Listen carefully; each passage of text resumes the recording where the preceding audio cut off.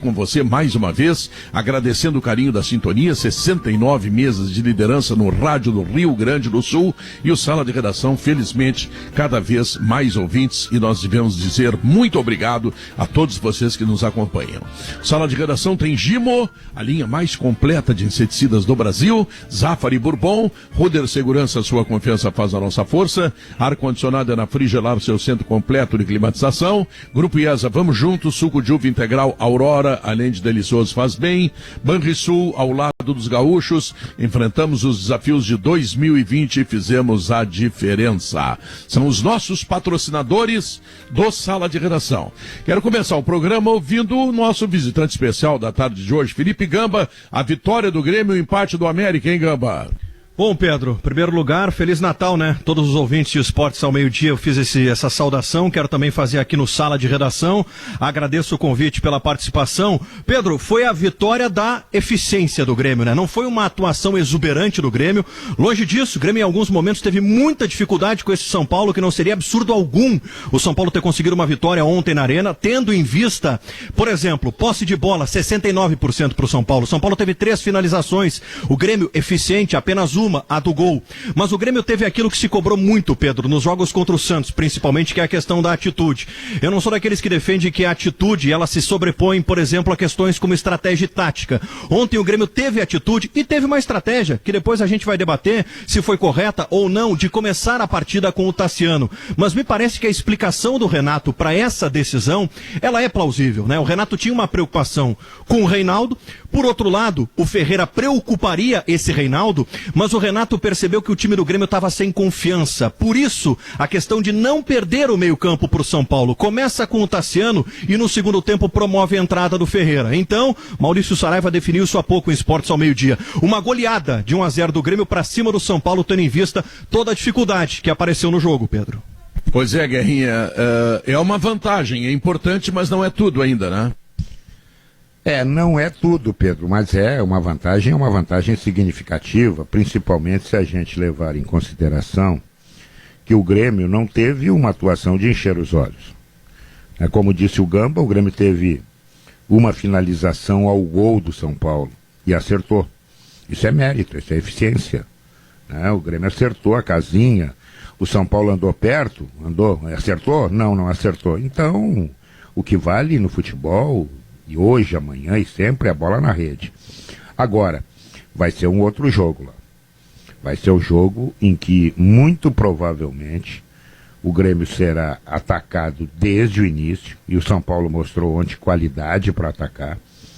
O São Paulo é um time que toca muito bem a bola, e além de tocar muito bem a bola, parece que os jogadores estão sincronizados, né? Então é um jogo que o Grêmio entra com uma vantagem que não é pequena. Por quê? Porque se a gente pensar assim, o Grêmio não leva gol, acabou. Não levando o gol, está classificado. E se levar um gol, ainda não perdeu. É muito boa a vantagem, mas vai precisar jogar mais do que tem jogado, e também jogar mais do que jogou ontem. O Grêmio ontem foi competitivo, o Grêmio sabia da importância do jogo, tratou o jogo como ele merecia ser tratado, mas qualidade o Grêmio ficou devendo.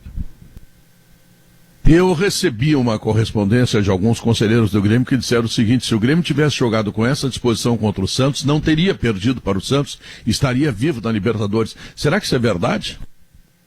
Olha, estava ouvindo o Gamba e o Guerrinha falarem. Eu quero discordar amistosamente, amigavelmente do Gamba. Para mim, as duas valências mais importantes no futebol são a técnica e a vontade, a disposição, a concentração. Em terceiro lugar, digamos assim, viria a estratégia e, por último, lá atrás, a tática. Bem atrás, a tática. Né? O Grêmio, no entanto, teve ontem muitas coisas que o Grêmio não teve contra o Santos, Pedro.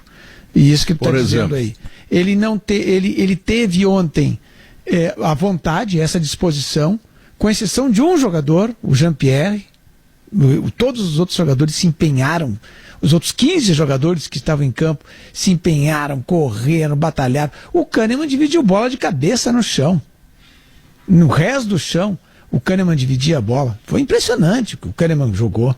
Foi uma enormidade, assim, é algo para ficar, que é histórico o que o Kahneman jogou. O Diego Souza, da mesma forma, com quantos anos tem o Diego Souza? 35? Meu Deus do céu, o Diego Souza dava ali um braço, dava os jogadores de São Paulo no intervalo, as câmeras da Globo pegaram os jogadores reunidos, eles só falavam no Diego Souza. O que incomodou o Diego Souza, os jogadores de São Paulo? Né? Então, teve isso também. Teve outros jogadores que também se empenharam muito. O PP, que jogou bem ontem, ao contrário das últimas partidas, ontem ele jogou bem. O Ferreirinha, obviamente, que foi demais. O Matheus jogou muito.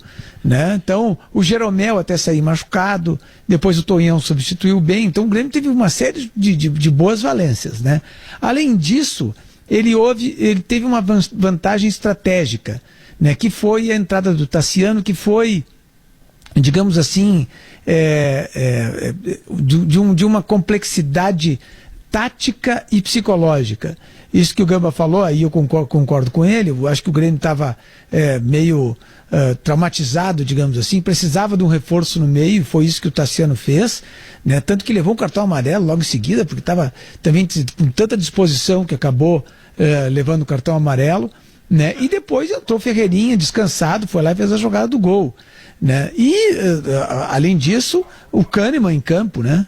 O Kahneman em campo fez toda a diferença. Então o Grêmio teve uma série de coisas ontem que ele não teve contra o Santos. Uma série de coisas. Uma pena que esse jogador, o Jean-Pierre, que eu tenho certeza que ele tem todas as qualidades do craque, tem todas as qualidades do craque, ele não está compreendendo muito bem o que é ser um jogador de futebol profissional. Me parece que ele não está compreendendo. A maneira como ele jogou ontem, parece que ele não tá nem aí.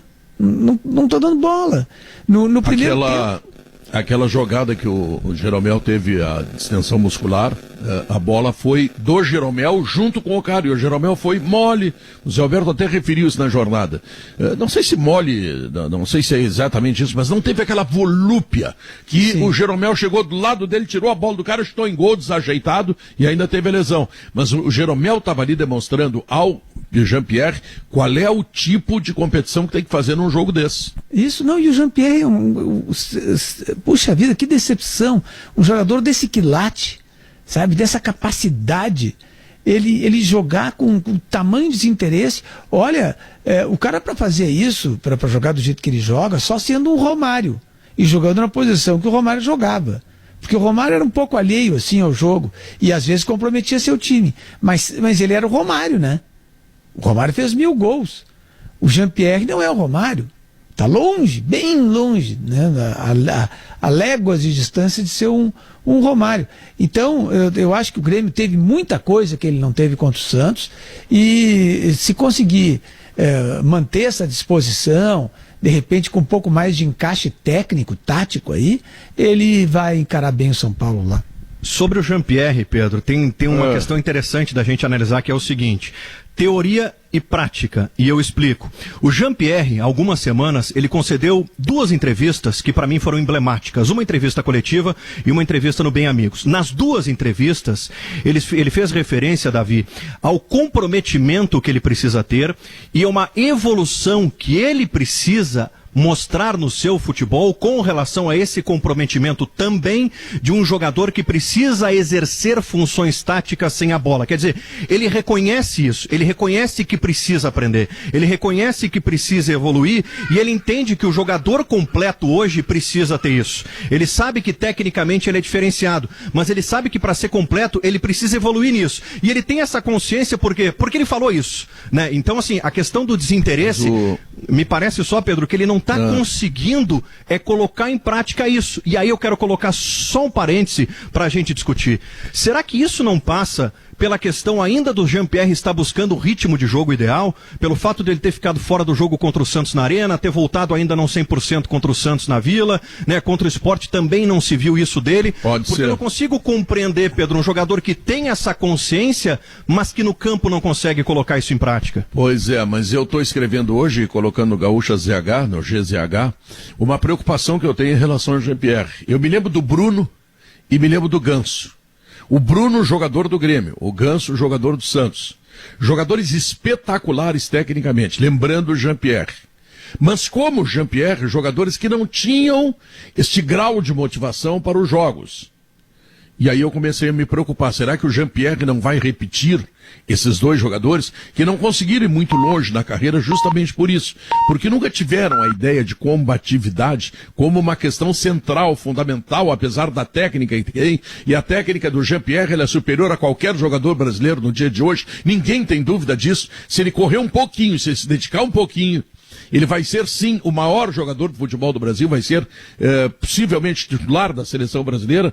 Agora, ele está nessa encruzilhada. Ou ele será o craque porque ele se dará conta que ele precisa ser combativo, que ele precisa ser competitivo, que ele precisa, sabe, suar, botar a faca nos dentes, tirar sangue não sei da onde, ou ele vai passar por uma situação semelhante à do banco do Bruno e do Ganso. E eu confesso que eu, a partir do jogo de ontem, eu até não tinha essa preocupação, mas a partir do jogo de ontem eu comecei a pensar nisso e fiquei bastante preocupado, porque obviamente, assim como vocês, a gente torce pela capacidade dos jogadores, a gente torce pela carreira deles, a gente quer que os jogadores se deem bem. Puxa, e quanta técnica que pode ser jogada fora, caso ele não tenha a competição, que aliás foi ressaltado pelo Renato no vestiário, né? Quanta coisa a gente diz aqui dentro pro Jean-Pierre, os companheiros dizem pro Jean-Pierre, as pessoas querem o auxílio do Jean-Pierre, porque os companheiros sabem que o Jean-Pierre vai ajudá-los a ganhar títulos, prêmios, etc. Então, todo mundo quer o Jean-Pierre, falta ele. O que aconteceu ontem, Pedro, que se destacou tanto, e tu disseste aí com propriedade, até ontem eu não estava tão preocupado, mas ontem me preocupei mais, é que houve a comparação com os outros jogadores, a entrega dos outros jogadores. A gente viu que talvez até o Grêmio tenha mesmo, assim, sérios problemas de preparação física, tá? Mas ontem eles se entregaram de um jeito, com desespero. Kahneman e Jeromel, por exemplo, meu Deus, o que era aquele... Depois que o Jeromel se machucou, o que era o Kahneman? Era impressionante o que acontecia. E o Jean-Pierre do lado dele, tem lance que o Kahneman está dentro da área, jogando de centroavante, dividindo bola, assim com uma volúpia, com uma fome. E é assim que o Grêmio emparelhou o jogo com o São Paulo. Foi desse jeito que emparelhou. Agora, tecnicamente, São Paulo foi melhor, né? Foi melhor. Agora tem o seguinte, eu não sei, eu fiquei bastante em dúvida aquele gol que foi anulado. Eu fiquei com uma séria dúvida. E também ele participou do lance, o Diego Souza, né? Será que participou? Porque ele não tocou na bola, né? Mas ele tocou no goleiro, derrubou o goleiro, chocou com ele. Não, é interpretação, né, Davi? Depois, mas eu fiquei em dúvida. Tá? É interpretação. E outro lance que eu também achei que o Grêmio foi prejudicado aí foi aquele joelhaço que o Diego Souza levou do Arboleda. Aquilo é expulsão, né? Aquilo ali, puxa vida, o Neymar saiu da Copa do Mundo por causa de um lance desses. E foi direto pro hospital. Foi direto pro hospital e não aconteceu nem cartão amarelo. O juiz não deu nem falta naquele lance. O Dani Alves batendo, a gente vê que é um jogador, o São Paulo gosta, tem jogadores que jogam duro também, né? Então, quer dizer, era um jogo pegado, duro, de porrada, de disputa, né? E o Jean-Pierre jogando de sapatilha. Puxa vida, é isso que foi a diferença, né? Isso que ressaltou pra gente essa característica do Jean-Pierre. E aí tu vê que se tu espremer, o que fez o Jean-Pierre? Absolutamente nada. Nada. Não sobrou nada do Jean-Pierre. E tu vê, o Jean-Pierre é tido por muita gente, eu inclusive, como um jogador que faz a diferença pro time do Grêmio. E ele não conseguiu fazer a diferença. Tu pega o PP, por exemplo. O PP não fez uma grande partida, mas o PP correu, levou pau, deu pau, marcou, foi lá, buscou, foi para um lado, foi para outro. Todo mundo, efetivamente. O Diego Souza deve estar assim, com as costas quebradas, né? O Diego Souza deve estar no médico agora, fazendo consulta para recuperação de todas as pancadas que ele levou. Aliás, Garrinho, eu fiquei admirado com o São Paulo, não é pela parte técnica, que eu sei que eles têm bons jogadores, mas o que bateram, hein, Garrinho? É o jogo pilhado, né, Pedro? É o jogo pilhado, é uma decisão, a decisão é assim. Tu não vai pensar que o Grêmio vai ser muito diferente lá no Morumbi. O Grêmio vai pegar, o Grêmio vai marcar, o Grêmio vai tentar tirar espaço, o Grêmio vai tentar parar o jogo. Cada jogo é um jogo. O São Paulo veio aqui para isso. O São Paulo veio aqui primeiro para não perder. Se desse para ganhar, melhor. Mas é uma decisão. A decisão tem esse ingrediente, né? Aquele que visita, que vai ter a chance de jogar a segunda partida em casa, ele não quer voltar para casa no prejuízo. Então ele transforma o jogo num jogo pegado, num jogo disputado, muita falta, parando, tudo isso é ingrediente do jogo, né? E o Jean-Pierre, só para lembrar, o Jean-Pierre por um detalhe não fez um gol numa bola parada. Ela passou lambendo a trave, lambendo uma bola do lado esquerdo, que ele bateu uma falta e o goleiro quando chegou já não tinha mais nada ali, tinha só uma carta, se vai, entra. Eu também acho que ele jogou pouco, mas acho que o PP está jogando muito pouco. Muito pouco. Eu não sei se o PP está cansado, pode ser, mas o PP não tem colaborado como colaborava, não. É uma coisa estranha em relação ao PP, ele não folga nunca, né? Uma coisa bastante estranha. Pode ser isso, claro. Agora, eu queria saber de vocês também o seguinte, o Renato não colocou o Ferreirinha para começar o jogo, ele não quis colocar 3 atacantes. Eu até tinha dito aqui no Sala que eu achava o time do Grêmio muito faceiro, muito vulnerável. E ele tentou com o Tassiano rever aquilo que uma vez foi o Ramiro e que no segundo momento, com menos precisão, tem sido o Alisson. Será que ele fez certo? Porque quando o Ferreira entrou, bom, o Ferreira, na 30 segundos, fez a jogada para o gol. Será que ele está certo? Pedro, eu não vou julgar como um erro a estratégia do Renato, porque a explicação do Renato, ela é plausível, e foi muito transparente o Renato na explicação, na entrevista coletiva. Por vezes a gente cobra, né, o Renato que ele não é transparente, que ele não fala de tática na entrevista. Ontem ele explicou que tinha uma preocupação, preencher o meio-campo, não perder o meio-campo para o São Paulo, e além disso tinha o Reinaldo, e o Reinaldo é uma jogada forte pela esquerda do São Paulo. Mas aí a gente tem que entender também, e eu fiz referência a isso antes, a questão de que o Grêmio era um time sem confiança. O Grêmio vinha de uma eliminação muito forte, o Grêmio vinha de uma paulada muito forte para o Santos. Um Grêmio com confiança, Pedro, não tenho dúvida alguma. Um Grêmio com confiança teria começado com Ferreira. Teria encarado o São Paulo, agredido o São Paulo com Ferreira, com Jean-Pierre, com PP e com Diego Souza. Mas não era esse Grêmio, era um Grêmio muito preocupado, por isso ele foi com o Tassiano. Ficou com o Ferreira como uma alternativa para o segundo tempo. E aí tem o outro lado do futebol, né? A gente falou há pouco sobre a questão do Reinaldo. Bom, Tassiano cuidou do Reinaldo. O Ferreira faz o Reinaldo cuidar do Ferreira. Ou seja, ele leva uma preocupação para o São Paulo com a sua ofensividade, jogador agudo que é. Mas para mim passa por isso e entendo que foi plausível, não só a explicação, como entendi a estratégia do Renato. Eu colocaria, além da falta de confiança, a pouca objetividade de marcação do meio de campo do Grêmio, que tem o Jean-Pierre, que a gente acabou de falar, que não tem participação na marcação, e tem 2 meninos que correm atrás da bola, que se dedicam e tal, mas que não tem aquela força que teve um dia, por exemplo, o Dinho e o Goiano, não é? É menos. Bom, e aí os laterais são mais apoiadores do que marcadores, tu tem 3 atacantes, enfim, o Grêmio fica vulnerável defensivamente. Eu acho que olhando para esse ponto, o Renato acertou. Será que ele vai jogar assim em São Paulo? Pois é. Talvez, né? Não vai. São Paulo, o que me atraiu? São Paulo pode acontecer de jogar com 3 volantes. Isso que eu ia dizer, Guerrinho. Sabe o que me chamou a atenção? Foi que o São Paulo estava entrando na área do Grêmio, estava criando situações. E aí, quando o Lucas Silva entrou em campo, ele corrigiu aquele defeito ali na frente da área.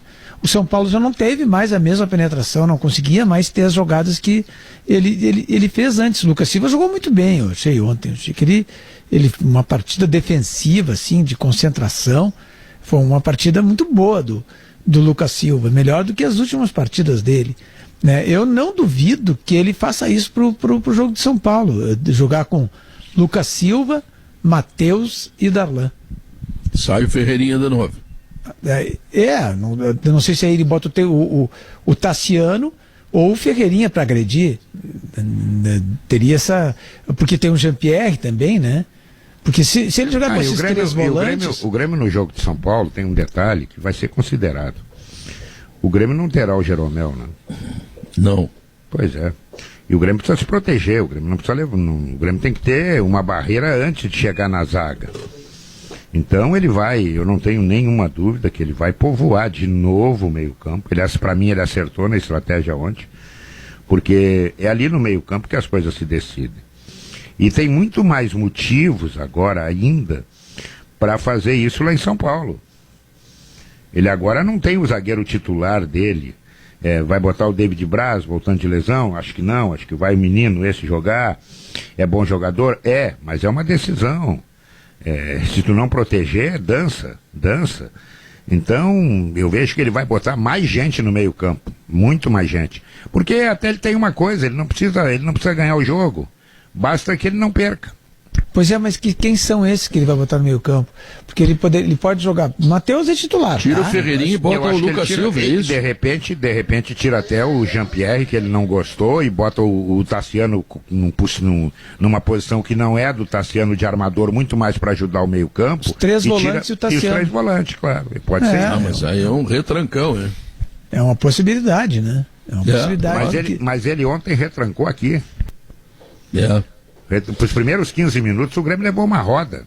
Isso. Né? Depois o Grêmio equilibrou o jogo, tal, bababá. É verdade que o São Paulo não chegou muitas vezes no gol do Vanderlei, não levou.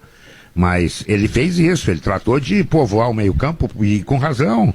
Ele olhou lá e disse: quantos tem os caras no meio-campo? Os caras têm 5. Bom, se eu for com 3 eu vou bailar. Então eu tenho que equilibrar aí. E equilibrou. Eu só entendo assim, Pedro.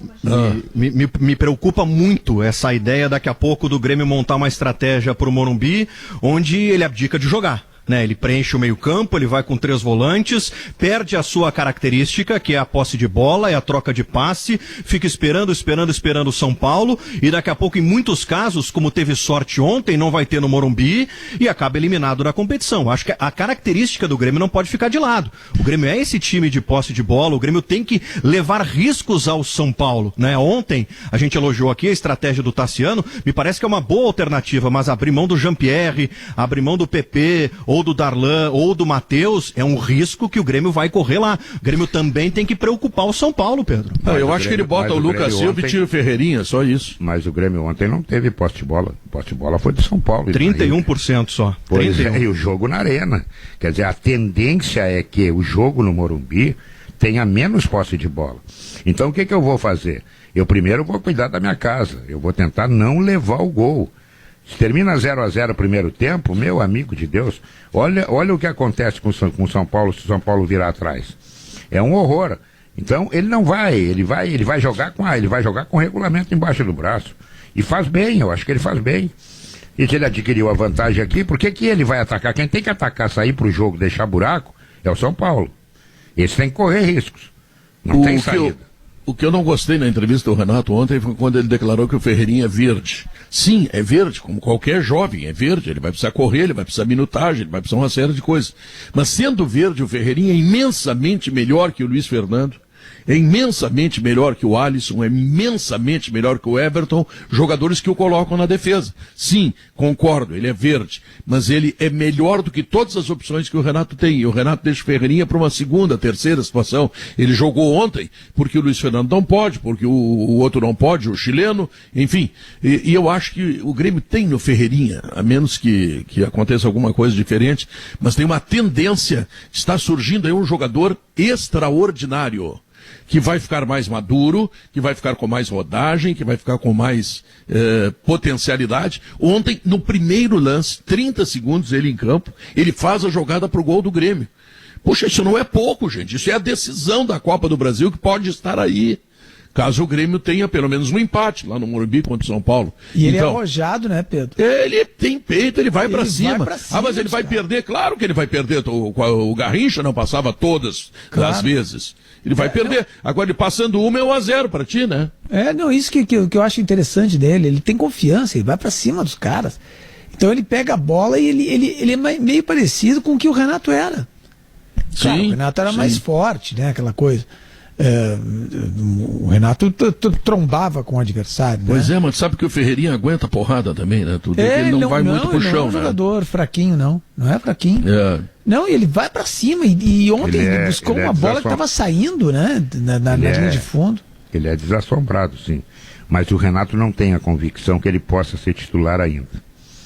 Não tem essa convicção. Agora então... Mas ele bota o Luiz Fernando, aquele que é um jogador que veio do Botafogo. Olha só, a origem já não é grande coisa. E esse jogador, tu espreme o que ele decidiu, qual foi o gol que ele fez, qual foi a assessoria que ele deu em determinado momento. Não sai nada dali. Bom, mas enfim. Agora, olha só, né? É provável, pelas declarações do Renato e até pelas suas últimas atitudes, né? Que o Ferreirinha não jogue. Não jogando Ferreirinha, a gente vai por eliminação, né? O Matheus é titular, absolutamente titular, vai jogar, né? Os outros dois são o Diego Souza e o PP, jogam, né?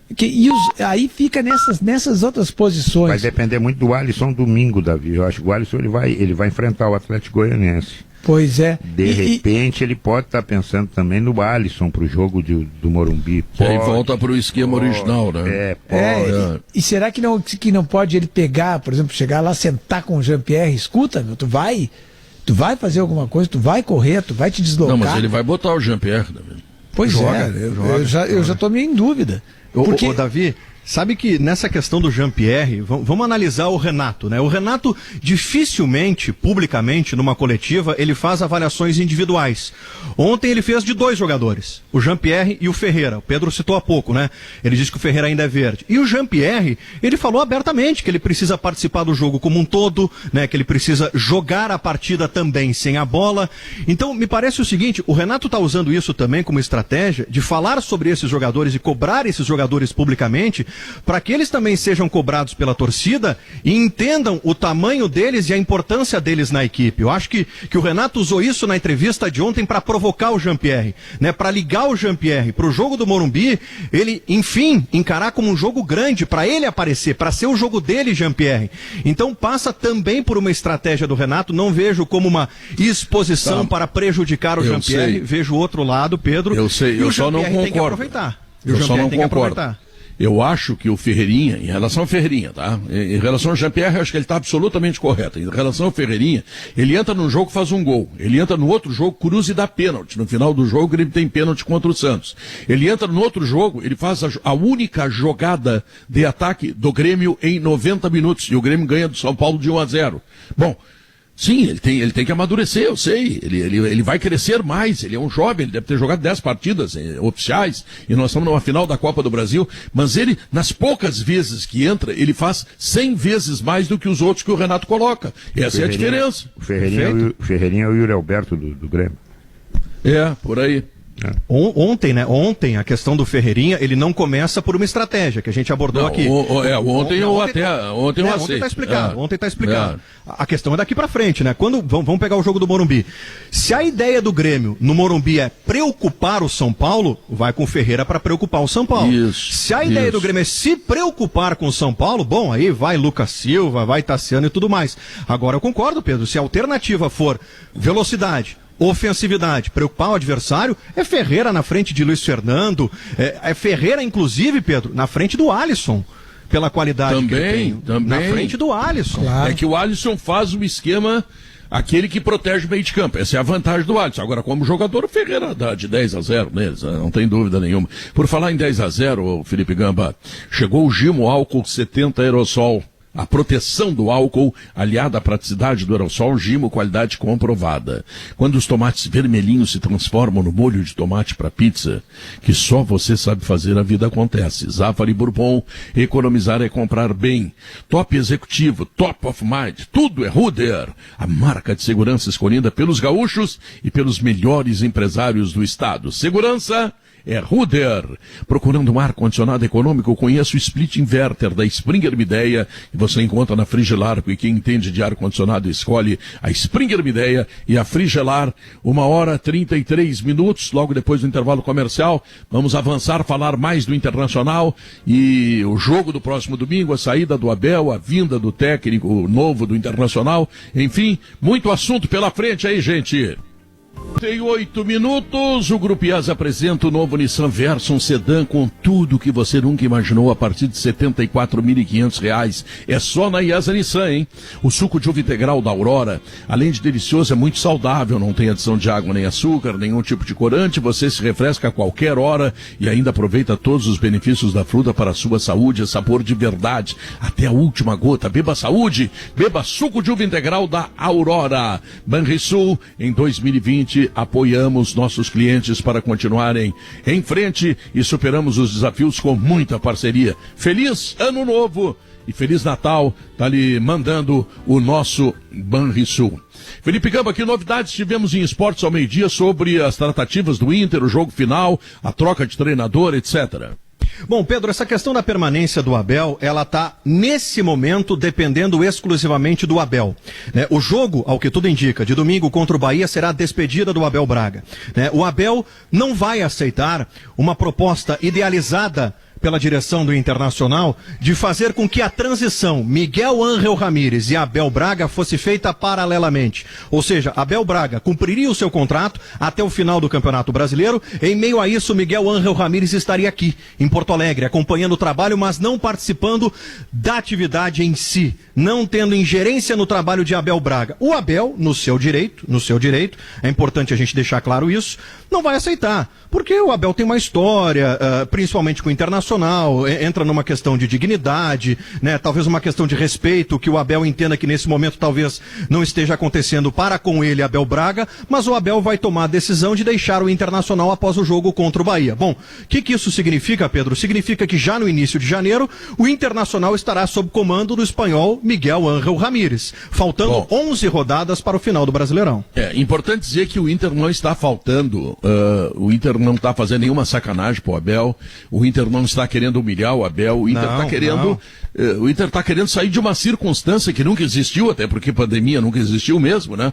E nós temos aí uma troca de direção em meio ao campeonato e o técnico que está não é o técnico da próxima direção, o que é um direito da direção, como direito do Abel também não querer ficar nessas circunstâncias. Então, é importante a gente dizer, porque o Abel é técnico campeão da Libertadores e do mundo pelo Internacional, por isso ele merece o respeito de todos nós, merece o respeito de todos os colorados, a admiração, a gratidão, tá? E não é isso que a direção do Inter está fazendo, certo? E o Abel não querer, eu se fosse ele acho que não queria também, porque afinal quem foi campeão do mundo e campeão da Libertadores não vai ficar esquentando o banco por um treinador que foi escolhido pela outra direção que não seja ele. Tem a vaidade do cara também, isso também funciona.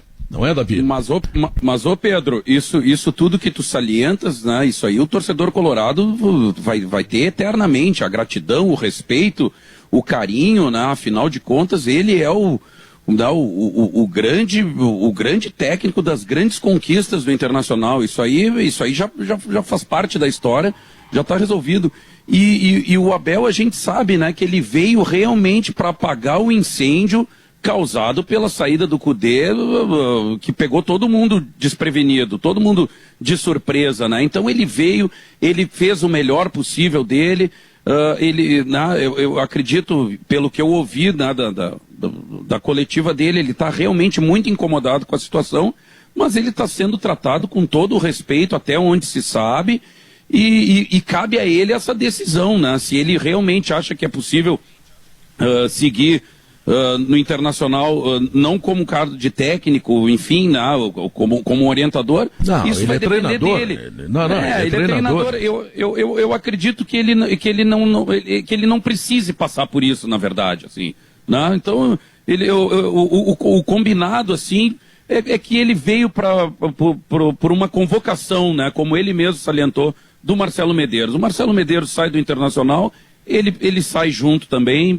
Acho que infelizmente a situação nos coloca dessa forma, mas também, por outro lado, eu quero enxergar que o problema maior que eu estava vendo desses dias para cá, Pedro, era o fato de que a eleição do Inter podia entrar no esquema judicial, a gente poderia não conhecer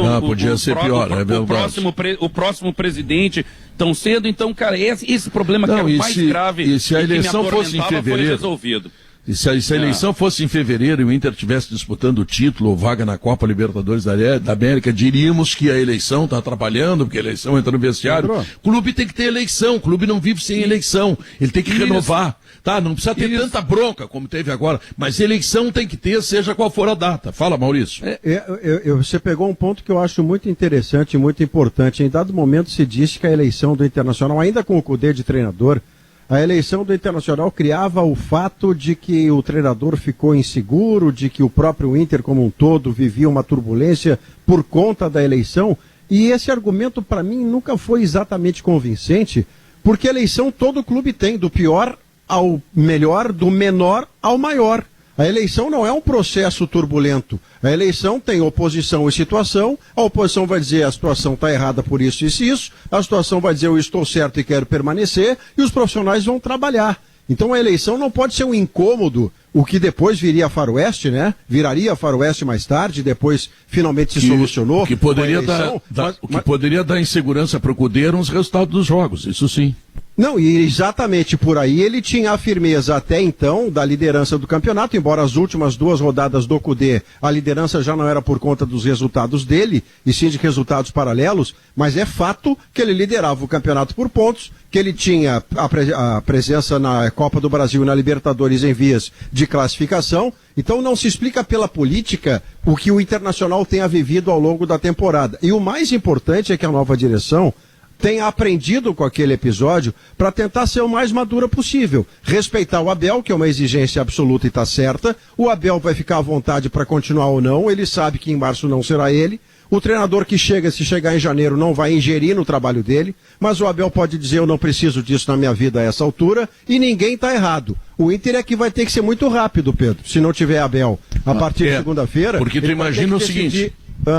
Imagina o seguinte, o Inter ganha o jogo contra o Bahia. O Bahia está destroçado nesse momento, né? O Bahia está se vendo lá com os problemas de doping, com a demissão do treinador, essa coisa toda, tá? Então o Inter tem boa chance, até porque está vivendo um bom momento, o Abel conseguiu acertar muita coisa ali no time do Inter, de conseguir vitória. E aí sobram 8 jogos pro ano que vem com treinador novo. E classificar entre os 4... 11. Classificar entre os 4 na temporada que vem é extremamente importante, porque significa garantir vaga na Libertadores da América. O que significa isso? Bom, significa dinheiro, certo? Prestígio, manter o Inter entre os grandes clubes do futebol sul-americano, tudo isso também traz sócios, traz uma série de motivações do torcedor, enfim, público no estádio, que eu espero que daqui a pouco tenha novamente. Então, tem uma série de vantagens, orgulho da gente colorada, sabe, de estar classificado por uma Copa Libertadores. Se entrar em 5º ou 6º, tá? Ou 7º até, porque pode ter o campeão da Copa do Brasil, vai ter o campeão da Copa do Brasil, a menos que seja o América, né? Tá? Mas se entrar, e até 7º, sendo um dos 3 aí o campeão da Copa do Brasil, tá? Aí já tem a pré-Libertadores, e na pré-Libertadores tu sai de toda essa bronca aí que vai até o dia 24 de fevereiro, entra o Gauchão dia 28 e tu já tá na pré-Libertadores. Quer dizer, é outro problema. Então, estar entre os 4 primeiros que o Abel deve deixar com uma vitória, claro, se conseguida, contra o Bahia, é uma questão, ou será uma questão fundamental para o novo técnico que vai chegar. Ele conhece pela internet. Não, mas é menos, né? Conhecer pela internet é menos do que conhecer as pessoas do vestiário. Outra coisa, como diz o Léo Oliveira, ele adora, vai mudar o modelo. E mudando o modelo, será que eles vão fazer o quê com o modelo? Pedro, mas vai. E aliás, eu quero aproveitar e fazer um paralelo que o Maurício tocou há pouco na questão do Cudê e a saída do Cudê, né? Bom, o Internacional tem que olhar aquilo que aconteceu com o Cudê e fazer com que a chegada do Ramírez, isso não aconteça, que é interromper um planejamento que vinha dando certo. Eu sempre considero importante pontuar o seguinte: o Celta de Vigo, ele não é causa. O Celta de Vigo foi consequência, no caso Cudê, né? A eleição é um elemento, não foi o fundamental, mas um treinador fragilizado internamente, né? De alguma maneira, o Cudê não se sentia mais respaldado, ele começou a ser confrontado publicamente pela direção, nós sabemos de tudo isso que aconteceu, mas eu considero importante a gente pontuar pelo seguinte: mas quem começou foi ele, dizendo que o clube era curto, né? O elenco curto, Pedro, quem disse foi ele, foi o Tite. há 2 semanas no Sport TV, quando disse que o Internacional era líder do Campeonato Brasileiro sem ter elenco para isso. Tá, só que tu não pode, coisa, só que tu não pode dizer publicamente isso aí tu diz lá na mesa. O São Paulo tem elenco longo? Mas olha só, a partir do momento... Tem um lateral esquerdo que joga no lugar do Reinaldo, vocês sabem me dizer? A partir do momento, Guerrinha, ele vai que o jogar Cudê, na quarta. A partir do momento que o Cudê vinha publicamente e externava isso, era uma constatação dele. Bom, a gente pode pensar o seguinte, é ruim para o grupo, para a gestão do grupo. Não me parece, porque o resultado estava ali, o Inter estava classificado nas competições e era líder do Campeonato Brasileiro. Talvez tenha faltado ali, sim, respaldo interno para o Cudê, que eu espero que a nova gestão dê ao Miguel Ángel Ramírez, em que pese a crítica, em que pese a desconfiança, é um treinador que nós sabemos que trabalha a médio e longo prazo, esqueça torcedor, imediatismo, resultadismo, é preciso ter paciência acima de tudo com o Ramírez, que vem de uma escola espanhola. Se ele perder 6 Grenais um atrás do outro, não tem. Os caras começam a reclamar. Mas tá errado, Pedro. Mas tá errado. Tá bem, mas é a cultura, né? O que eu vou fazer? A gente tem que mudar a cultura e começa passando isso pra torcida do Inter. Tu não muda. 6 Grenais, tu não muda. Pedro, se a gente passa pra torcida, se a gente passa pra torcida que perde 2, 3 jogos ou 2, 3 Grenais, tem que mudar, aí não vai ter projeto nunca no Internacional. O Internacional vai ficar vivendo de treinadores esporádicos, vivendo de resultados esporádicos e tá errado, tá aí o exemplo. Mas, tá aí o exemplo. Mais uma temporada que o Inter passa sem título, gente. Gamba, o futebol é resultado, Gamba. Não é hoje que nós vamos mudar, nós não vamos mudar. Eu sei, eu não tô dizendo que não. Se não ganhar 6 Grenais, perder pro Goiás com 10, não botar o time em dois turnos numa final de gauchão, não tem quem aguente. O Abel não aguenta com o histórico que tem. O Abel, com o histórico que tem, não aguenta. Então, já passou. Eu, por exemplo, agora, atualmente, eu até vou fazer uma revelação. Ninguém torce mais pro Celta do que eu. Para que ele fique lá. Eu não quero ver o Celta empatar, eu quero ver o Celta golear, para ele continuar lá. Chega, já passou, virada a página. O caso do Abel, o Abel está muito à vontade no negócio. Porque o compromisso com o Abel é com o Medeiros. Agora, é bom lembrar... eu falei antes, exatamente. É bom lembrar que na próxima quinta-feira, depois do Bahia, o Inter tem o Ceará em Fortaleza. Quem vai treinar? Quem vai treinar? Eu não sei. E duvido que alguém saiba. Sei quem não será, Guerra. Eu vou lhe dizer quem não será. Não será Miguel Ángel Ramírez. Aí vai lá, já toma uma bangornada do Ceará, entendeu? Perde pro Ceará. Ai, já vem a poeira. A poeira vem no retrovisor. Então, mas é que é verdade. Faltou o seguinte, sabe qual é o grande erro dessa história toda? Foi não ter adiado a eleição. 2 meses não ia mudar nada na vida do clube. Adia a eleição. Deixa terminar. Quando faltar aí 15 dias para terminar o campeonato, vamos para eleição, vamos para a urna. Perfeito. Mas, Guerrinha, agora o problema já está estabelecido. A eleição já aconteceu, temos esses 2 meses agora para a sequência do Campeonato Brasileiro. E eu acho, cara, que quando uma relação ela está realmente já certa como rompida, infelizmente esse problema acontece, né, nas relações com todo mundo, de amizade, de casamento, enfim. Quando a relação ela tá para ser rompida, então que ela seja rompida o quanto antes mesmo. Paciência, né? A gente vai ter que arcar com esse problema também, mas eu prefiro ver o Miguel Ángel Ramírez com 10 jogos para implementar essa nova mentalidade dele de futebol, de tática, de técnica, enfim. Eu prefiro que ele tenha esse laboratório com os 10 jogos do Brasileiro, do que pegar ele no final do campeonato, já começando o gauchão na semana seguinte e quem sabe, uma possível pré-Libertadores ainda, né?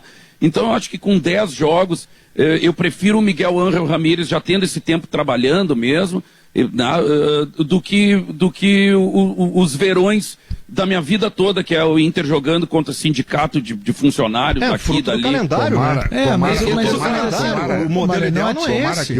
Tomara que o novo treinador chegue e acerte a mão. Claro. Agora, se tiver que dar tempo a ele fazer experiência, é dar o gauchão para a meninada trabalhar e ele ficar observando e ele trabalhar com os profissionais. A primeira fase do gauchão. Ele vai ter tempo para isso. Agora, ele pega lá, por exemplo, eu já estou contando que ele vai se apresentar segunda-feira. Já deve estar de sobreaviso, né? O ano novo é sexta-feira, sábado pega o avião, domingo está aqui, segunda se apresenta. E ele primeira segunda de janeiro, você diz, Guerra? A primeira segunda de janeiro, né? Porque na primeira quinta de janeiro tem o Ceará lá. Sim. Isso, no Alguém dia precisa 7. treinar. Mas não será o Ramírez, Guerra. Eu tenho a impressão que não será o Ramírez Pra te ver, aí está o equívoco. Que é um jogo chave. Jogo contra o Ceará é chave. Tu ganha do Bahia, tu ganha do Ceará e logo em seguida é o Goiás. E eu não acredito que o Goiás com 11 vai ganhar do Internacional. Com 10 eu até já vi. Com 11 eu não acredito. Dá para fazer aí 8, 7, 9 pontos. E mas aí o caminho está traçado. Mas só não dá para responsabilizar o Ramírez no primeiro jogo mesmo, ele não comandando, assim, né? Mas o Inter... Não é isso, mas ele chega sem conhecer, esse é o problema no meio do fogaréu. Mas é tu tá fruto do calendário, Guerrinha. Não, pois é, mas tá errado. Mas tudo que nós estamos discutindo, assim, ó, fica subalterno a uma questão. O time do Inter não é um time bom. Ele é um time médio. O Inter tem alguns bons jogadores. Como a grande maioria do brasileiro. Como a grande maioria, mas ele tem algumas dificuldades, né? Algumas. Mas ele, se tudo der certo, se ele for bem escalado, se as coisas todas funcionarem, ele até pode se tornar um time bom, encara qualquer outro time e tal. Mas em geral ele vai ser um time médio. E o Inter tem dificuldades financeiras também, a gente sabe disso. Que não são pequenas. Eu estava vendo aí agora um levantamento dos clubes aí, do balanço dos clubes e tal. E o Inter está cheio de dívidas, de dificuldades, vai ter que pagar coisa, vai ter que renegociar. É um problema. Vai ter que vender jogador.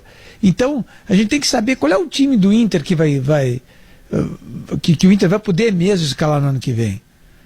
Tá se falando aí, por exemplo, no Patrick ser vendido. O Inter vai ter que fazer caixa. Vai ter que buscar algum dinheiro. Ele tem um centroavante que ele revelou agora que ele vai ter que ficar com esse centroavante. Se continuar assim, vai vender logo. Se escalar, ajuda muito. Só que o dinheiro não é do Inter. Mas aí volta o Guerreiro. Aí tá tudo bem. Tá, isso aí tem que vender. Volta o Guerreiro. Tá. Não, pois é. Mas em tese tem um centroavante e o centroavante é coisa rara, né? Tu vai ficar com o centroavante. Tu tem um zagueiro muito bom, Moledo. Né? Mas, Davi, o resumo, Davi, o Felipe fez, eu estava acompanhando quando o Felipe disse o Inter no sentido de continuidade para janeiro, o que vem depois agora do domingo, ele está literalmente na mão do Abel, porque a direção já disse que por ela o Abel conclui o seu trabalho até 28 de fevereiro, e o Abel é que decide se essa situação lhe serve, porque o Abel chegou a dizer, a gente não pode esquecer que no sábado passado ele chegou a dizer que só queria a verdade. Não é exatamente isso. Ele quer uma verdade com a qual se sinta confortável, porque a verdade ele já sabe. O Internacional não terá o Abel a partir de março. Exatamente. O resto é com ele. Deixa eu chamar. Verdades está dito. Ele não será o treinador, ele já sabe. Tá. LG Leite Gaúcho tem tradição e qualidade desde 1959. LG Leite Gaúcho, 4.000 famílias produzindo o leite para sua mesa, tá? Então nós vamos ao intervalo comercial. E logo depois a gente tem muita coisa para discutir ainda, do Grêmio, do Inter, do América, do Lisca. Olha só, hein? Palmeiras, abre teu olho. Voltamos depois das notícias e dos comerciais.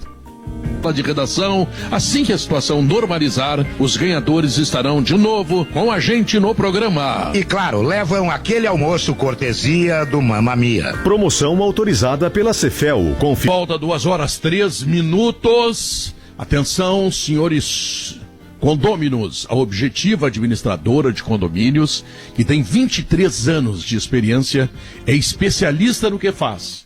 Ela já tem a maioria dos condomínios cuidando lá em Novo Hamburgo, já chegou em São Leopoldo também com grande sucesso e está chegando definitivamente em Porto Alegre. Então, se você tem algum problema no seu condomínio, não espere. Solicite sua proposta para objetivacondomínio.com.br, que você terá trabalho de uma empresa especializada para cuidar condomínios há 23 anos. objetivacondomínio.com.br. Maurício Saraiva. Copa do Brasil já teve Chamusca, já teve Wagner Mancini, já teve outras figuras e poderá ter Lisca também, né? Saudoso Valmir Louruz, né? Valmir Louruz. Grande lembrança com a Juventude, Guerra. Olha, pode porque, será extraordinário, né? Se isto acontecer. Porque o que o Lisca está fazendo de melhor no seu trabalho? Ele tem uma proposta milionária da China já para sair imediatamente e prometeu ao presidente do América que se sair, só sairá depois de colocar o América Mineiro na série A do Campeonato Brasileiro.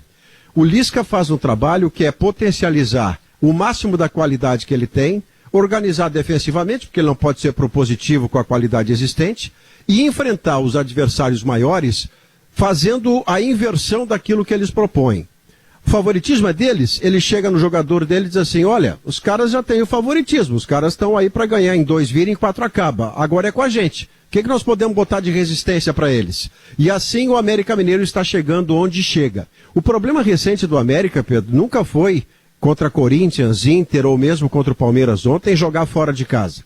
O desafio do América agora para ir à decisão é como ele vai jogar no Independência. Porque recentemente ele tem, dentro da Série B, derrota para o Cruzeiro, que é uma camiseta pesada, na sua casa. Mas com um problema sério de arbitragem nesse jogo, né? Tem, é verdade. E agora contra a Chapecoense, quando ele empata outra em casa com a Chape, ele teve outra vez. Mas o resultado que consta lá é que ele perdeu para o Cruzeiro de 3-1, ele perde para o Inter de 1-0 e ganha no pênalti, e ele perde para o Corinthians de 1-0 e ganha no pênalti a classificação. Então o Lisca está desafiado agora contra o Palmeiras, que é melhor time, que é melhor elenco, ele está desafiado a fazer diferente dentro de casa, Pedro, porque fora de casa ele foi competente, organizado, tudo que ele vem sendo. Agora, os 2 gols foram muito estranhos, né? O primeiro, um erro. Tomar gol de lateral, olha, o Lisca deve ficar o ano sem dormir. Quando um treinador que toma gol de lateral, Pedro, ele diz assim, mas isso não pode ter acontecido comigo. Não, mas é pior, Maurício, não é um lateral ao lado da grande área, é um lateral quase na intermediária. E aí o Marcos Rocha bota uma bola lá pro Gustavo Gomes de cabeça fazer um gol, que eu até acho que foi frango do goleiro, eu gosto muito daquele goleiro, como é o nome dele? O Matheus Cavicchioli falhou. Matheus Cavicchioli. Acho que foi um frangaço dele. E uma bobeira da defesa que eu vou te contar. Bom, se bem que o América também ganhou um golzinho naquele erro do Emerson Santos, que foi é que ontem era o Papai Noel, né? Distribuindo presente lá, né? Deu presente pro América, deu presente pro Palmeiras, deu presente para todo mundo. Agora o zagueiro tá com o pé, né, Pedro? O zagueiro tá com o pé, erra o passe, isso é do jogo. Agora você tomar gol de lateral, o seu zagueiro tá de frente. O seu zagueiro tá de frente. O Gustavo Gomes, aquele faz o gol de costas. Aí não existe. É importante, né, Pedro? Nesse momento a gente fazer um recorte do Palmeiras e esse futuro do Palmeiras. Agora, já. Porque a minha esperança é a seguinte: por mais que o Palmeiras seja eliminado na Copa do Brasil, que o Palmeiras não interrompa o planejamento do Abel Ferreira e o projeto do Abel Ferreira, porque ali na frente, Pedro, há uma possibilidade real também de eliminação na Libertadores, onde ele enfrenta o poderoso River Plate, que para mim é o melhor time da Libertadores até aqui. Então, caso ele seja eliminado para o América e eliminado para o River Plate na Libertadores, não é um fracasso. Mas ele ainda tem o Campeonato Brasileiro, né? Que ele está bem colocado, né? Apesar de ter perdido para o Inter aqui, ele é candidato, né? Mas é importante a gente analisar que o Abel Ferreira promoveu uma transformação positiva no Palmeiras pós-Luxemburgo, e esses resultados estão vindo, alguns deles agora, mas os grandes resultados virão a longo prazo. Então o Palmeiras precisa ter essa compreensão e daqui a pouco não ceder à pressão da torcida por uma eliminação na Copa do Brasil e na Libertadores, que está tudo errado. Não, ontem teve muito mérito do Lisca na estratégia desse empate. Mas eu vou te dizer, tu ser eliminado... Teve muita invenção do cara. O cara meteu o Scarpa de lateral esquerdo. Não podia ter interrompido a trajetória do Cebola. Eu não vejo como invenção, Guerrinha, eu vejo como alternativa, né? Como pensar estratégia. É porque a invenção fica pejorativo, parece que ele está inventando. Vem cá, é tu pegar um goleiro e botar ele no meio do campo. Não, o cara é armador. Não, vou botar de lateral esquerdo. Não, tu bota ele no lugar dele. Mas quando fez isso, o Scarpa foi bem. Eu acho que são testes e a gente tem que entender que esses testes fazem parte. Gamba, o que estava dando certo não se muda. Não se muda. O time dele estava ganhando de uma forma. E ganhando com 10, 15 minutos de jogo. Aí, eu vou fazer um teste, porque o adversário não é tudo isso, para o futuro. Não, é jogo decisivo. Continua com o que está fazendo. O mais difícil num time de futebol é tu encontrar os 11. Depois tu encontrar os 11, tu dá a eles entrosamento. Tem 11, tem entrosamento, teu time vai andar. Mas eu vou mudar no meio do caminho. Amigo, a tendência de dar errado é grande. Não faz isso. Não faz, sabe? Ele ontem inventou. E aí acabou, não que ele não vá se classificar, eu acho que vai igual, ele tem muito mais qualidade, mas que sirva de alerta, né? E agora, o mérito maior é do Cebola. O Cebola entregou para ele o time.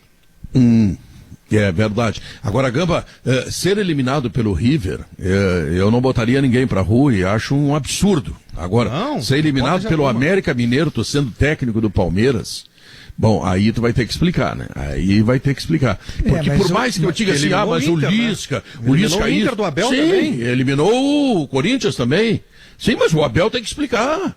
E o outro lado do Corinthians tem que explicar também. O técnico do Corinthians foi demitido. O Abel tinha 2 dias de trabalho. Mas a forma como ele eliminou o Inter, numa circunstância bem parecida com agora dessa aí do Palmeiras, foi uma forma que, olha, ele foi fortuita, para dizer, porque o Inter podia ter vencido o jogo por mais, num placar maior do que aquele, fez gol naquele último lance ali. Yuri Alberto. Yuri Alberto, aos 49, né, se não me engano, tudo aquilo que a gente viu. Tá? Mas ele poderia ter feito antes. O América cedeu muito pro Inter. Cedeu muito. Se ele jogar assim contra o Palmeiras, porque uma vez ele conseguiu, né, dessa vez contra o Inter. Se ele jogar da mesma forma contra o Palmeiras, na quarta-feira que vem, vai ser muito difícil de resistir. Mas ele já conseguiu com o Corinthians também, né? Recentemente, o enfrentamento do Lisca na casa dele contra camisetas pesadas, o que inclui o Cruzeiro na Série B, o América Mineiro se atrapalhou. O América Mineiro contra o Inter, por exemplo, nos últimos 10 minutos, ele abdica do jogo de uma forma que não é mais sistema defensivo. É uma despudorada retranca com todo mundo dando bicuda pra cima. Mas é o que dá pra fazer, né? Ele pode mais do que isso. E que não deu muito certo, porque o Inter entrava. Claro. O Inter estava entrando ali naquela retranca ali. E agora ele tem um adversário que tem mais qualidade que o Corinthians e mais qualidade que o Internacional. Agora, o trabalho do Lisca, assim como tá, se ele perder a classificação pro Palmeiras no Independência, eu não acredito que alguém vai dizer, o Lisca fracassou. Não, né? Agora eu vou dizer para vocês, tudo é lucro pro Lisca. O Lisca está fazendo um trabalho. O Lisca foi contratado para botar o América na Série A. Já botou. Tá ganho o ano. Tudo agora é confete. Que vai aparecer agora é maravilhoso. Sim, se for para a final da Copa do Brasil, são 24 milhões, né? 22 e 54, imagina, parece. 22 milhões o América com esse dinheiro nos cofres. Meu Deus. Vão ter que dar uma beira pro Lisca, né? Senão, pô. Parece até que está indo para a China. Tem proposta da China. É o que se diz, né? Aí desaparece, né? Mas fica rico, né? Desaparece, mas rico. Compra um banco, né, Davi? Tudo bem. Eu digo, mas se o cara tem alguma ambição profissional... Davi, me tira do ar e me manda 200 mil por mês, Davi. Não, pronto, jamais. Desaparecia. Jamais. Por que você quer redução no seu salário? Eu não entendi, Pedro. Por que você quer redução no seu salário? Eu não quero que o Davi gaste muito. Eu quero saber se o Pedro agora, se o Grêmio ganhar do São Paulo lá no Morumbi, se ele vai repetir aquela narração. Não, são outros tempos. Em cima da camisa do São Paulo. São outros tempos. Não. Vamos parar. Daqui que é uma confusão. Melhor não. Olha aqui, ó. Quer conhecer a 5ª melhor faculdade integrada do Brasil na avaliação do MEC? Opte pela Facate, tá? Feliz Natal para todo o pessoal lá da Facate que está ligado conosco. Professor Delmar, sempre aqui no Sala de Redação. A FIDA é sólida por natureza, sabia, Maurício? E a tinta Skilling é a tinta do Tinga. Tu já pintou teu apartamento aí? Killing, né? Não te esquece. Quer dizer, contratei alguém para pintar de amarelinho aqui para ficar leve. Mas não pegasse a brocha para pintar? Amarelo. Não, eu dispenso, né, Pedro? Eu prefiro não. Brocha já tem, não quer outra, tá bom, vamos lá. Ô Pedro, eu quero lembrar o seguinte, a gente passou agora sobre, o Davi brincou com você sobre a camiseta e pisar em cima, não sei o que, do jogo do Morumbi, só para não passar batido, o que o Renato fez ontem não é acertar ou errar, ele acertava com o Ferreira e errava sem o Ferreira. Para mim, a melhor solução, e eu falei isso antes do jogo, por isso estou dizendo agora, a melhor solução era abrir o jogo com o Ferreira. Porque o Ferreira preocuparia o São Paulo e o São Paulo seria menos guloso como foi ao longo do jogo e prenderia o Reinaldo, porque se o Reinaldo não se prende, o Ferreira joga as costas dele ou passa por dentro dele. Mas a outra alternativa que foi escolhida não era uma alternativa errada, ela era pragmática. Ela contava com a desconfiança, com o Grêmio machucado, desafiado a ser melhor. Então o Tassiano estava lá para fortalecer meio campo, cortar caminho do Reinaldo. E deu relativamente certo no primeiro tempo, embora o São Paulo tenha sido melhor do que o Grêmio já no primeiro tempo. Mas na segunda etapa, na volta do intervalo, o Grêmio estava tomando uma roda do São Paulo. E aí o Renato faz a mudança certa, que é botar o Ferreira e passar a preocupar o São Paulo. A frase do Felipe há pouco, do Gamba, foi maravilhosa. O Grêmio tem 2 caminhos lá no Morumbi. Nenhuma estratégia delas estará errada, mas ele tem 2 caminhos. Ou ele escala um jogador, que seria o Tassiano, para se preocupar com o São Paulo, brilhante professor, ou ele escala o Ferreira para preocupar o São Paulo. E eu gostaria que o Grêmio fizesse com o Renato a segunda escalação, a letra B. Vai de Ferreira, porque o São Paulo não poderá se atirar sob pena de não só perder o primeiro jogo, perder também o segundo. Tá, eu faria o seguinte, eu chegaria na Claro para lembrar que 2021 conectado com tudo que você ama e lembraria para as pessoas que se vai construir ou reformar, a Manco Vaben tem soluções completas para toda a obra. Este é o Sala de Redação, cujo patrocínio tem Gimo, Zafari Bourbon, Ruder Segurança, Frigelar, Grupo IESA Vamos Juntos, Suco de Uva Integral da Aurora e Banrisul ao lado dos gaúchos. Fazemos o intervalo comercial e voltamos para a última parte do programa. Oi, licença. Pois não? Um cupcake, por favor. Ah, claro. Hoje temos chocolate, avelã, limão, morango e pode escolher cobertura, viu? De caramelo ou baunilha. Ah, tá. Eu vou... Ai, que dúvida. Na hora de pagar, tenha certeza. Com Banricompras, por favor. Vá de Banricompras. Só com ele, você tem um limite extra e pode fazer compras em mais de 145 mil estabelecimentos credenciados a Vero. Banricompras. Pague do seu jeito. Grupo IESA apresenta novo Nissan Versa, um sedã com o melhor da tecnologia japonesa e desenvolvido sob medida para suas emoções. Venha conhecer o sedã com tudo que você nunca imaginou. Alerta de objetos no banco traseiro, 6 airbags de série, visão 360 graus inteligente e alerta de tráfego cruzado traseiro a partir de R$ 74.500. Desafie seus conceitos e faça um test drive. Acesse iesanissan.com.br e saiba mais. Grupo IESA, vamos juntos. Perceba o risco, proteja a vida.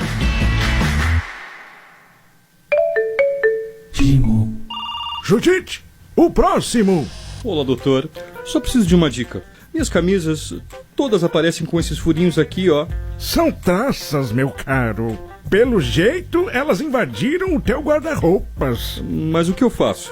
Toma aqui, Gimo Antitraça. Usa no guarda-roupa inteirinho e nem precisa tirar as roupas do lugar, viu? Obrigado, doutor. Judite, o próximo! Gimo. Sabe o que tem por dentro de um IPTU mais justo? Uma Porto Alegre melhor para todos.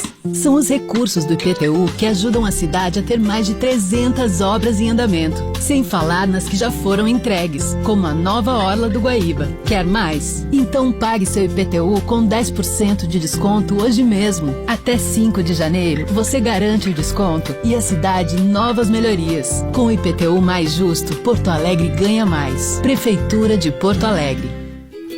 Cashback no combustível. Tem no Abastece Aí. Cashback no aluguel de carro. Abastece Aí. E na compra de vinhos. Até nos serviços automotivos do Jet Oil. Isso aí. O novo Abastece Aí também é uma carteira digital. Agora você encontra os benefícios do quilômetros de vantagens dentro do app e ainda tem cashback para valer no posto Ipiranga. Novo Abastece Aí. É pro carro. É pra vida.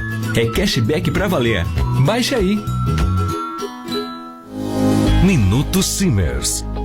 Neste ano em que enfrentamos sérios desafios, os médicos reafirmaram na prática a sua importância nos momentos mais especiais das nossas vidas.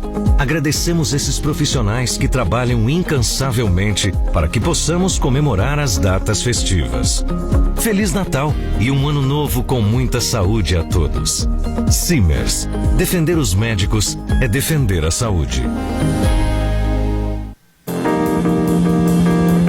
Estamos de volta, são 2h19.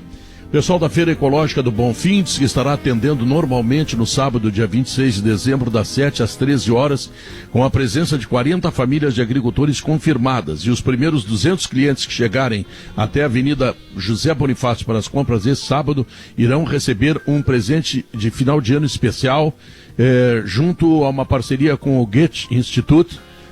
Unidade Porto Alegre, serão distribuídas resistentes sacolas de algodão cru carregadas de sentido e uma mensagem mais do que especial: lixo zero. Então, a feira está funcionando, né? Vamos lá, vamos comprar verdura, tá?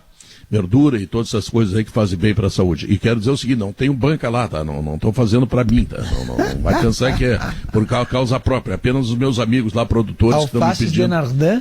Não, lá não vendemos, nós vendemos direto no Zafari, né? Quem quiser, Denardan alface é no Zafari, tá legal? Bom, Davi, fala. Tu não acha que o Jean-Pierre tem que consumir mais alfaces Denardan? Claro. Não, sem dúvida, é outra conversa. Recate, River e Boca de novo chegando, mas que coisa. 2 brasileiros, 2 argentinos, né? De novo. Pois é. Não, mas o River é melhor que o Boca, né? O River é melhor time do que o Boca, eles jogam futebol de melhor qualidade, tem melhores alternativas, tem um trabalho de base espetacular. E esse é o River Plate que um ano antes de ser campeão da Libertadores em 2015, que o Inter foi semifinalista, ele voltava da segunda divisão, tinha passado por uma crise absurda e compreendeu o que parece muito claro para muita gente, mas nem toda a gente que sabe que é claro implementa. Base. Olha o que você fez lá. Olha qual é o seu trabalho. Se você vai buscar no mercado jogador nota 6, não busca. No mercado você busca de 7 para cima. Nota 6 você olha na sua base porque o cara pode virar 7, 8. 7 para cima custa caro, tem que ter dinheiro. Quando tu não tem dinheiro, tu não vai buscar o 6, tu vai pegar na base. Que é exatamente a forma. Técnico também, né? Não, mas agora o Inter está trazendo um treinador que trabalha com a base. Agora, tu não está satisfeito com ele? O River arranjou também um técnico que é diferenciado, não é o Galhardo coisa. É o Renato do River, né, o Davi? Porque ele foi jogador, foi campeão, ele só não tem a estátua ainda, que eu saiba.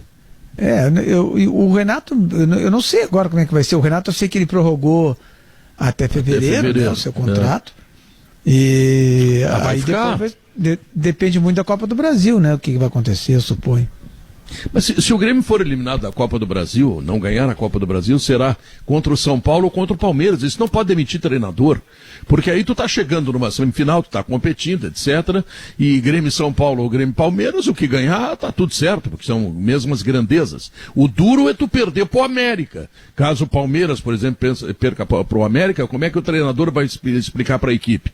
Outra coisa, tem uma sintonia tão grande entre o presidente e o Renato, que eu não vejo outra possibilidade do Romildo não sair do Grêmio que não seja com o Renato, a menos que muita coisa ruim venha acontecer, o que até agora não se verificou, né?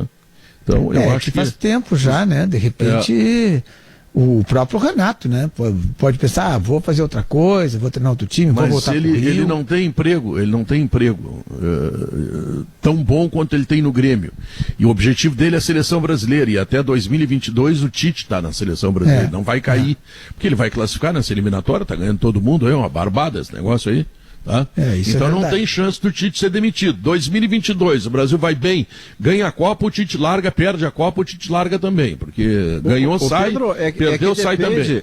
Depende de o quanto o Renato se sinta desafiado para o que vem por aí. Ele na seleção brasileira, eu já disse e reitero, o Tite, quando sair em 2022, o meu candidato a técnico da seleção é o Renato, pelo que ele tem feito nos últimos anos, faixa, campanha, o jeito de jogar e tudo mais. Para 2022... Mas é o perfil dele, né, Maurício? Exatamente, mas a questão, Pedro, que eu quero lembrar é o seguinte: o Renato tem um desafio para fazer a si mesmo se ele achar que vale a pena. Os clubes onde ele foi muito bem sucedido como treinador têm um traço em comum além do tricolor. O Fluminense e o Grêmio foram clubes onde o Renato fez história como jogador. Mas tem o Fluminense não tem dinheiro para pagar ele. Não, eu sei, Pedro, mas eu quero dizer que o sucesso dele até agora está vinculado a um ambiente acolhedor. Sim. Ele vai no Fluminense onde ele é ídolo. Ele vem ao Grêmio onde ele vira estátua. O desafio do Renato é treinar, por exemplo, não o Flamengo, onde ele também foi campeão. É treinar o São Paulo. É treinar o Corinthians, onde ele não tem história alguma. Onde o ambiente é assim, olha, se tu perder, tu tá no pênalti, hein? Aqui no Grêmio e lá no Fluminense não é assim. Então é o desafio que o Renato tem para a carreira dele. Mas eu não sei se ele pensa isso. Agora eu quero um ambiente que não seja tão bom. Ele deve pensar o seguinte: o que eu tenho? O raciocínio do Pedro é um bom raciocínio. O que o Renato tem melhor do que Muito o Grêmio? obrigado, ainda Davi. A seleção brasileira. Como sempre. A seleção brasileira ou o Flamengo. Ou o Flamengo. Né? O Flamengo que tem essa mesma base, né, Davi? Porque o Flamengo é um clube que o acolherá também. Sim, porque ele vai para o Rio de Janeiro, onde ele gosta de estar, né? Vai lá para o Posto 9, aquela coisa toda. Vai treinar um clube com onde ele foi campeão como jogador. E amplas condições, né? Não é o Vasco, o Botafogo, o próprio Fluminense. O Flamengo tem dinheiro, tem jogador. Né? Então seria ou Flamengo ou Seleção Brasileira. Fora isso, para onde é que ele vai? Pois é, tu sabe que eu estava pensando o seguinte: o Leonardo Oliveira não está no programa. Fiquei sabendo que ele pegou um avião rumo à Espanha. Que bandidagem sua, Pedro. O homem não tá aqui, você fazendo essa bandalha. Não, porque ele namorava o dele, vai namorar o Ramires agora. O homem é apaixonado. O que tu quer que eu faça? Gosta de bom futebol, né, Pedro? Ele já Ontem empatou o Celta, 1-1 com o Getafe, oitavo no colocado Celta ele do tá espanhol. bem. Quando que ele Inter... pegou, estava em 17º. No Celta ele tá bem. No Inter é que ele não foi muito bem, né? Ele não chegou à final do Gauchão, não ganhou o Grenal. É um monte de coisa que ele não conseguiu fazer. Mas ele já disse que o Ramires conhece até os juniores do Internacional. É verdade. O Leonardo disse. Não, e sabe tudo pela internet. Sabe tudo os meninos, conhece os meninos também. Mas ele tinha que estar aqui, pra jeito de sacanear. Vocês são tudo bandido com o Léo fora aqui. Eu quero só lembrar o seguinte, tá? Eu gosto da ideia do Ramires, treinador do Internacional, e não porque ele tem passaporte, não se ele passa na imigração, porque não é a nacionalidade que dá competência a alguém. É a competência que ele tem. Tenha nascido onde nasceu. A questão dele é: o Internacional apresentou um projeto a ele que ele gostou. O projeto está apresentado transparentemente do tipo: não iremos ao mercado contratar jogadores que farão diferença para você porque não há La Plata. Bom, se ele topou o projeto, se ele sabe que há limitações financeiras e que a base dele vai ser a base, com o perdão do trocadilho, boas premissas, boas ele premissas. pode fazer um belo trabalho, porque eu vi o time dele jogar muito bom futebol. Assim como ele tomou 4 do Flamengo, ele meteu 5 do Flamengo jogando muito bem. Ele foi campeão da Sul-Americana com o Del Valle, que é um acontecimento para o tamanho do Del Valle. Então a perspectiva dele aqui é ótima, mas não porque ele fala espanhol, e sim porque ele é competente. E tem um outro detalhe também, Maurício, né? A gente tem que saber, assim, se por um acaso, assim, né, vai que a série de invencibilidade do Grêmio seja quebrada no Grenal do 24 de janeiro no Beira-Rio. O Miguel Ángel Ramírez é o maior treinador que já passou pela história do Inter, ou ele já está demitido no dia 25? Também tem isso, né? Para ser demitido tem que perder 6, ele terá perdido 1. Não, aí é que tá, nem perdendo 6 é demitido, né? Pedro, eu quero que na sua ceia... Ele pulou fora. O que eu quero saber é o que vai ser o futuro do Miguel Ángel Ramírez no dia 25 de janeiro, né? Eu quero é que na ceia do Pedro Ernesto, além daquela adega fantástica que ele tem, tenha soro antiofídico, porque ele tá impossível. Junto com aquela galinha, Maurício, que bate na parede. Quebra a parede, né? Aquela que quebra a parede. Eu vou lá pro sítio passar com a Fernanda e com meus netos, e lá tem cobra, lá no sítio. Eu vou ter que levar soro mesmo, porque daqui a pouco elas me pegam. Maurício é muito mau caráter, Maurício, tá? Obrigado, Pedro. Mas olha aqui, eu quero dizer para vocês, sei que vocês vão dizer também, hoje é dia de Natal, é o dia da véspera, é o dia que a gente faz aquela reunião com a família, que não pode ser grande, que tem que ter distância social, que tem que ter álcool, tem que ter sabonete, lavar as mãos, essas coisas todas que vocês já sabem. Precisamos nos cuidar pela lotação preocupante dos hospitais que nós temos aqui no Rio Grande do Sul e no Brasil inteiro, pelo número de mortes que cresceu muito. Ontem mais de 100 pessoas morreram no Rio Grande do Sul, pela primeira vez mais de 100 pessoas morrem num só dia, então temos que ter todo cuidado. Bom, mas enfim, quero desejar para todos os meus queridos companheiros com quem eu faço sala de redação durante todo o ano, Feliz Natal, que todos tenham saúde, principalmente saúde, que emprego bom vocês têm, salário melhor ainda, então não vem se queixar aqui para mim. Vocês precisam de saúde e que continuem colocando estas essas inteligências para os nossos ouvintes que nos dão 69 meses de liderança. E para todos os nossos ouvintes, aqueles que gostam, aqueles que não gostam, aqueles que criticam, aqueles que aplaudem. O meu desejo de saúde, que o Papai Noel traga muita saúde, traga vacina se possível, enfim, traga tudo aquilo que é importante para nós nesse momento. Não sei se alguém quer falar, mas esse era o meu recado. Faço minhas. Você assinou com a relatoria. Exato. Vai, Guerrinha. Eu assino com a relatoria e com todo mundo. Eu também. Eu não sou o Diogo Oliveira, mas estou aqui. Hashtag assina embaixo.